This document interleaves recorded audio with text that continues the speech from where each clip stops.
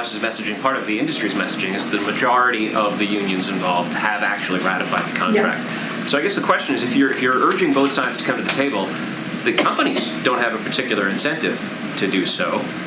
Are you suggesting that the president would not sign a bill that would impose the terms of the tentative agreement on those four unions? Look, I'm not going to get into hypotheticals from here. What I'm saying is we've been very clear that both sides need to come together to reach a resolution.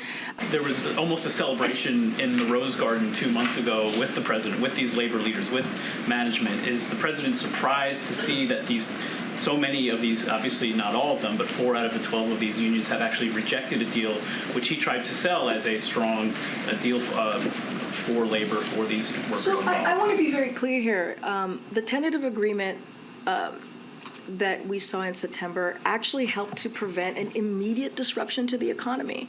So that was important, that we were able to prevent that, again, to our economy. So that was an important moment as well. Look, we're going to be steadfast in saying that all parties need to come together. They need to come together in a good faith, and we have to prevent a rail shutdown. The president a couple months ago called the tentative agreement a big win, and it wasn't just the fact that a strike at the time was averted. He was talking about the substance of the agreement. So now that the rank and file, the workers in 4 of the unions have rejected that agreement, is the president pulling back on his endorsement, or does he still think that this tentative agreement should be implemented? Well, here's what we're saying is that it averted a horrible downturn in our economy by that tentative agreement. It was a big deal.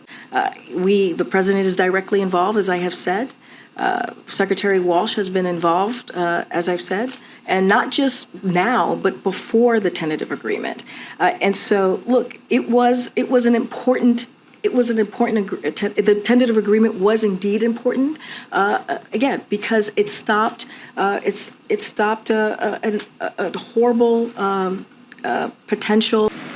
To that question, the White House does seem a lot more hands-off this time around, though, than you were before the last strike deadline. Smart Transportation Division President Jeremy Ferguson this morning said that there's been, quote, no real engagement yet at this point from the administration. Can you explain what's different this time around? You keep pointing to the fact that it's the best option is for the parties to resolve this themselves. Is that because you don't want Congress to get involved, or is that because you'd like these unions to resolve this amongst themselves without involvement from the administration? Well, we have said, look, there's a tentative agreement, as you all know about, and we have said the president has been directly involved. And how the president's been involved, though, just given that one of the union presidents is saying he hasn't seen any real engagement. I mean, you're so talking far, about. You've only told us that he's been briefed, but you haven't given us. No, I just said he's been direct. I said this is the 3rd time I'm saying he's been directly involved. You're talking about one union president. There are 12, so you're talking. Making calls to other You're talking unions, about one. I said I'm not going to provide any details at this time. The administration, more broadly, has been also in touch with parties. Yes, the president has been clearly. He's been he's been briefed, but he has actually been directly involved. Not going to get into more details. The directly involved. He was directly involved ahead of the September agreement being reached. Are you saying he's been directly involved this week?